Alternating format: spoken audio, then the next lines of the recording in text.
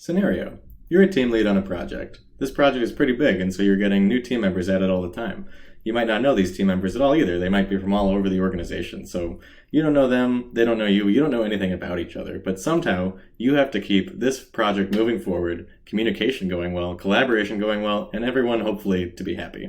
So how are you going to do that? This is where ChattyKathi comes in.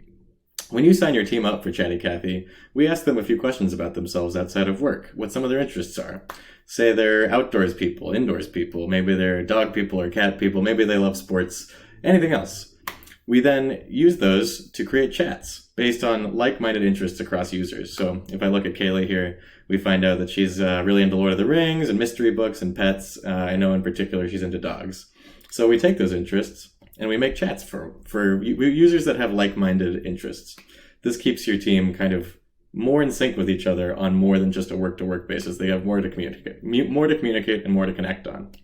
If I look in, for example, our Kathy Crew Slack chat, we can see that overall we're feeling really good. We've got a nice average response rate of 89%. That's really high.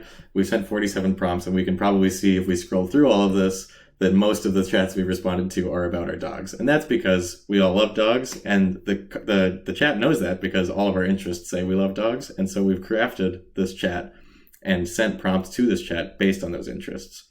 If we look over at the chat itself, we can see a little bit more about how it works in practice. So we get a lot of questions about, as I mentioned, our dogs, maybe some childhood movies we loved, books. You can see a lot of responses, some really cute dog pics. The good thing about ChattyKathi as well is that as the conversation goes on, Kathy kind of keeps an eye on which prompts are doing particularly well, which ones people are engaging with more, and sends more prompts like that. That keeps the conversation flowing naturally about topics that everyone is interested in. The beauty of all of this is that after all of that, you also have some amazing analytics that you can look at to see how things are going, who's happy, who's not, which chats are going well, which ones are not. You can see how many chats are created by week, how many messages have been sent. You can look at like the average response count to specific prompts. So like, this one for our chat, how does your dog manipulate you? Great question. Many, many ways.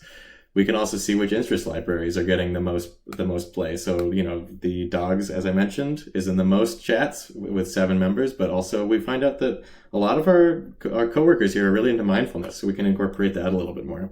There's a lot that we can help teach you about your coworkers and how we can help your coworkers and your team, cross-departmental or not, collaborate well together. And that's the thing we're most excited about here at ChattyKathi, and we're excited to share with you.